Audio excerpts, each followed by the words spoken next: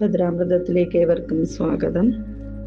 ശ്രീ മഹാഭദ്രകാളി സഹസ്രനാമത്തിൻ്റെ 29 ഭാഗങ്ങളിലായിട്ട് വരുന്ന ദേവിയുടെ നാനാനാമങ്ങളെക്കുറിച്ചാണ് നാം ഇതുവരെ വിവരിച്ചത്.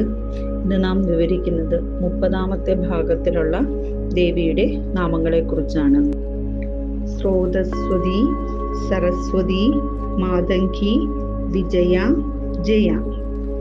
എല്ലാ വാക്കുകളുടെയും ശബ്ദങ്ങളുടെയും സ്വരൂപമായിരിക്കുന്നതിനാൽ സ്രോതസി എന്നും, പ്രപഞ്ചത്തിന്റെ ആത്മസ്വരൂപമായിരിക്കുന്ന ഹംസമായതിനാൽ സരസ്വതി എന്നും നാമം.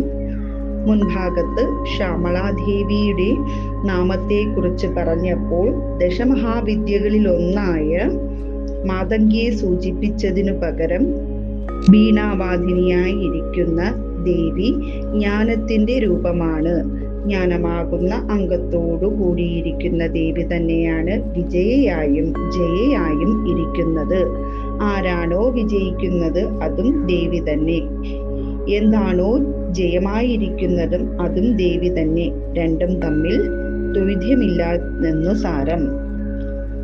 നദി, സിന്ധു, സർവമയി, താര, ശൂന്യനിവാസിനി. നദിയായിരിക്കുന്നതും സമുദ്രമായിരിക്കുന്നതും സർവ്വതിലും നിറഞ്ഞിരിക്കുന്നതുമായ ദേവി മഹാവിദ്യകളിലൊന്നായ താരാശക്തിയാകുന്നു. ബുദ്ധമതവുമായി ഏറ്റവും അധികം ബന്ധപ്പെട്ട് കിടക്കുന്ന ഒരു ശക്തി ആരാധനയാണ് താരോപാസന.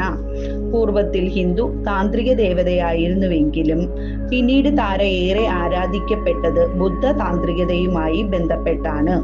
താരോപാസകനായ വസിഷ്ഠൻ ദേവിയെ ആരാധിക്കുന്നതിൽ പരാജയപ്പെട്ട് മഹാചീന, അതായത് ഇന്നത്തെ ചൈനയിൽ നിന്നും മഹാചീനാചാരം അനുഷ്ഠിച്ച് താര സിദ്ധി നേടിയെന്ന് പറയുന്നു. നിറഞ്ഞ ആകാശ പരികൽപ്പിതമായ യോഗശക്തിയുടെ അനുസന്ധാനത്തിലൂടെ ആകാശവുമായി ചേർന്നു നിൽക്കുന്ന ശക്തിയുടെ ആരാധനാ വ്യോമത്തിലെ ശൂന്യത അഥവാ മഹാ അന്ധകാരത്തോട് ബന്ധപ്പെട്ടിരിക്കുന്നു. ശബ്ദമണ്ഡലത്തിലൂടെ ജീവനെ വ്യോമവുമായി ബന്ധിപ്പിച്ച് അഖണ്ഡകാരമായ പ്രപഞ്ചവുമായി താതാത്മ്യം പ്രാപിക്കുന്ന വിധത്തിലുള്ള ദേവിയുടെ താന്ത്രിക ആചാരങ്ങളുമായി ബന്ധപ്പെട്ട പലവിധ ആചാര അനുഷ്ഠാനങ്ങൾ നിലവിലുണ്ട്. അത് അത്രയും തന്നെ പൂർണ്ണ കൗളത്തോട് ബന്ധപ്പെട്ട് സാധാരണ മനുഷ്യചിന്തയ്ക്കും അതീതമായി നിൽക്കുന്നതാണ്. ചീനാചാരം ശ്മശാന സാധനയുമായി ബന്ധപ്പെട്ടിരിക്കുന്നു. കാളിയും താരയും ഒരുപാട് സാമ്യതകൾ ഉള്ള മൂർത്തിഭേദമാണ്. കാളി കറുത്തതെങ്കിൽ താരയുടേത് നീല നിറമാണ്. നീലത്താര എന്നും നീല സരസ്വതി എന്നുമുള്ള ഭാവഭേദങ്ങളുള്ള ദേവി ശ്മശാനത്തിൽ ശിവന് മുകളിൽ അല്ലെങ്കിൽ ഒരു ശവദേഹത്തിനു പുറത്ത് നിൽക്കുന്നതാണ് സങ്കല്പം. ബുദ്ധമത സമന്വയം വന്നതുകൊണ്ടാവാം മഹാശൂന്യ എന്ന് ദേവിയെ വിളിക്കുന്നതെന്ന് പിൽക്കാലത്ത് പറഞ്ഞു വന്നിരുന്നെങ്കിലും മഹാശൂന്യാന്ധകാരിണി എന്നും മഹാന്ധകാരമെന്നൊക്കെ മഹാകാളിയെ പുരാതനമായ കൃതികളിൽ വർണ്ണിച്ചിരിക്കുന്നത് കാണാം. താരോപാസകരിൽ പ്രസിദ്ധനായ ബാമാകേപ്പ എന്ന സിദ്ധ പാരമ്പര്യവുമായി ബന്ധപ്പെട്ടാണ് രഹസ്യാചാരമായ താരാപദ്ധതി ഇന്ന് നിലനിൽക്കുന്നതെന്ന് പറയാം.